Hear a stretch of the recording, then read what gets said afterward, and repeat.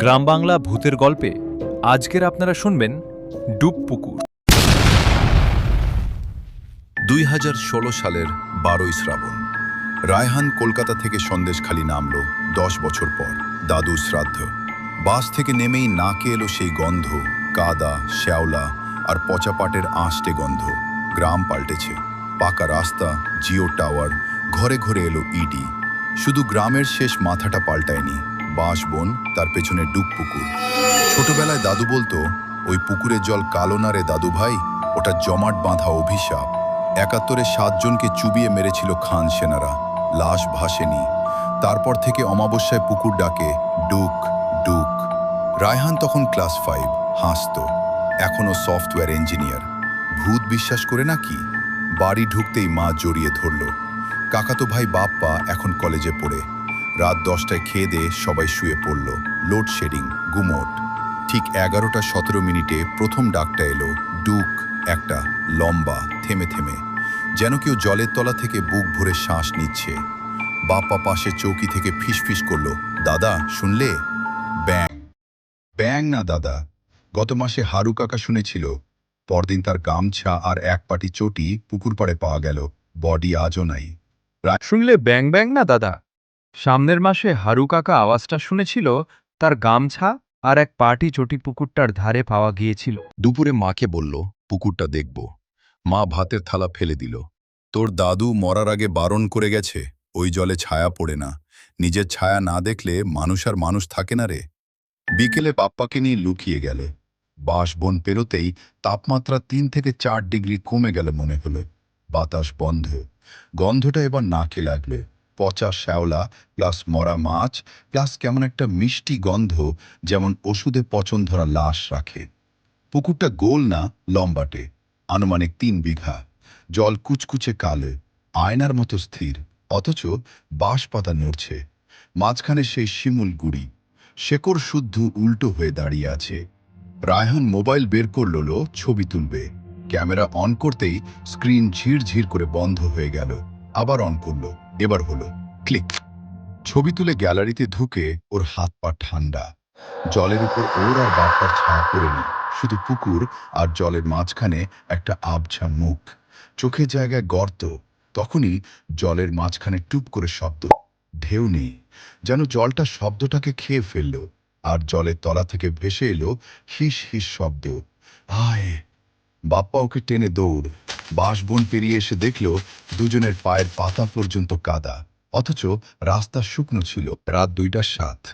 আবার ডাক, এবার 3টা।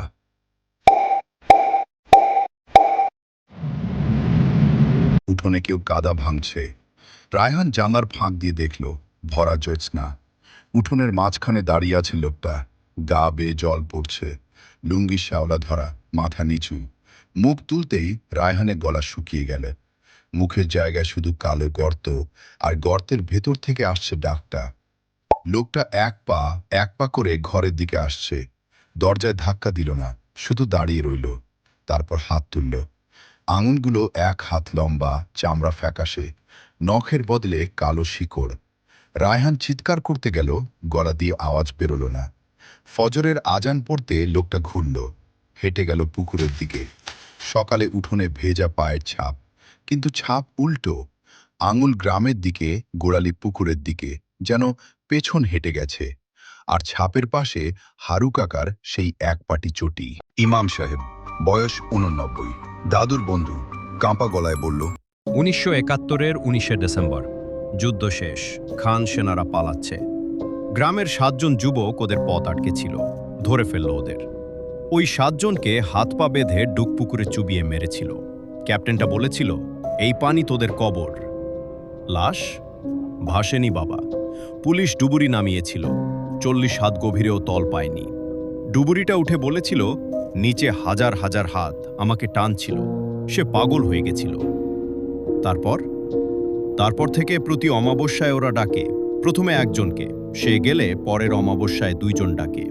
এখন কয়জন ডাকে জানি না, কারণ গত 10 বছরে 21 জন নিখোঁজ। মুক্তি আছে, ওদের হাড় তুলে জানাজা পড়াতে হবে। কিন্তু বাবা, ওই পুকুরে 7 জন আর নাই। ওরা যাকে নেয় সেও ওদের হয়ে যায়। এখন ওরা কত আল্লাহ জানে। জলের নিচে পুরো একটা গ্রাম। রায়হান জিজ্ঞেস করল, দাদু বারণ করেছিল কেন? কারণ তোর দাদু ছিল ৮ নম্বর। সেদিন ওর জ্বর ছিল বলে যায়নি। ৭ জন মরেছিল, তোর দাদু বেঁচে গেছিল। পুকুর ওকে ৪০ বছর ডেকেছে, সে যায়নি। তুই ওর নাতি, রক্তের টান, এবার তোকে ডাকবে। আজ অমাবস্যা, সন্ধ্যা থেকেই পুকুর পাড় থেকে কুয়াশা উঠছে। অথচ শ্রাবণ মাস, কুয়াশা থাকার কথা না। কুয়াশাটা গ্রামের দিকে আসছে যেন জ্যান্ত। মা রায়হানকে ঘরে তালা দিয়ে রাখল, বাপ্পা বাইরে থেকে শেকল দিল। দাদা, আজ বের হবি না, আজ ওরা সবাই ডাকবে। রাত ৯টায় কারেন্ট গেল, আইপিএসও চলল না। মোম জ্বালাতে গিয়ে দেখল দিয়াশলাই ভেজা, অথচ বাক্সটা টিনের তোরঙে ছিল। ৯:৪৪ শুরু হলো ডাক, ডুক ডুক ডুক ডুক ডুক ডুক। সাতটা আলাদা গলায়। শেষ ডাকটা নতুন, রায়হানের গলার মতো।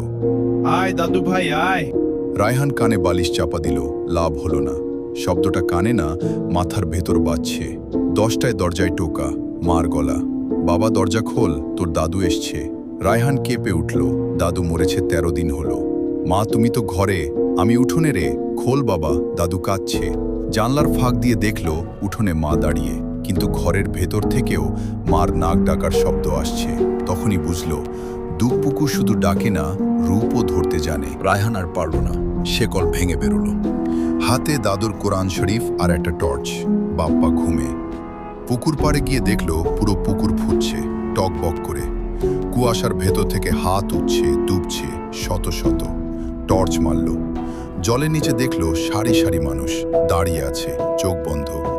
হারু কাকা, পাশের বাড়ি পল্টু, 3 বছর আগে নিখোঁজ হওয়া স্কুলের হেডমাস্টার, সবার গায়ে শ্যাওলা।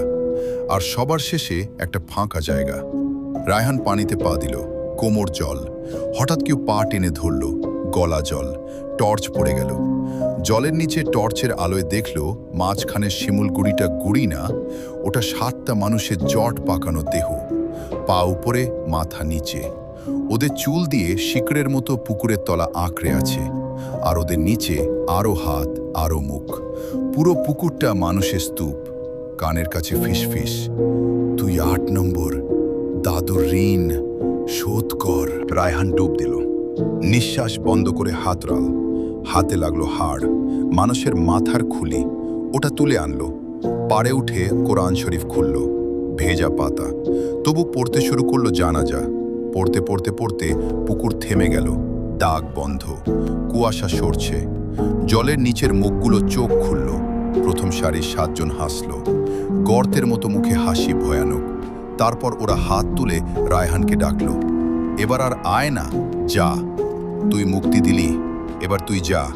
কিন্তু মনে রাখিস, ঋণ শোধ হলো না, আমরা ডাকলে তোকে আসতেই হবে। পুকুরে জল নামতে শুরু করলো, তলা দেখা যাচ্ছে। কাদার ভেতর শত শত কঙ্কাল। রায়হান দৌড়ে বাড়ি এলো। সবাই ভাবল শেষ, রায়হান বেঁচে গেছে। 1 মাস পর রায়হান কলকাতা ফিরে গেছে। শ্রাবণ শেষ। ভোর 4টায় বাপ্পার ফোন। ওপাশ থেকে ডুক ডুক শব্দ আর রায়হানের গলা, ভাই, ঘুমের মধ্যে হাঁটতে হাঁটতে চলে এসেছি। আমি এখন পুকুর পাড়ে, আমার খুব ঠান্ডা, পা টেনে ধরেছে, ভাই আয়। ফোন কেটে গেল। বাপ্পা কলকাতায় গিয়ে দেখল রায়হান ওর ফ্ল্যাটে ঘুমাচ্ছে। তাহলে ফোন কে করল? সেই রাত থেকে বাপ্পা প্রতি অমাবস্যায় ফোন পায়, ডুক ডুক আর রায়হানের গলা। ঋণ শোধ হয়নি রে, আমাকে ডাকছে, এবার তোর পালা, আয় ভাই। গ্রামের লোক এখনো রাত 11টার পর ডুব পুকুরের ধারে যায় না, কারণ পুকুরের জল এখন আর কালো নেই। জ্যোৎস্না রাতে দেখলে মনে হয় জলের নিচে কেউ শুয়ে আছে, উপরের দিকে তাকিয়ে অপেক্ষায়। আর ডাকটা এখন 8টা গলায় বাজে, 7টা পুরনো, একটা নতুন, রায়হানের।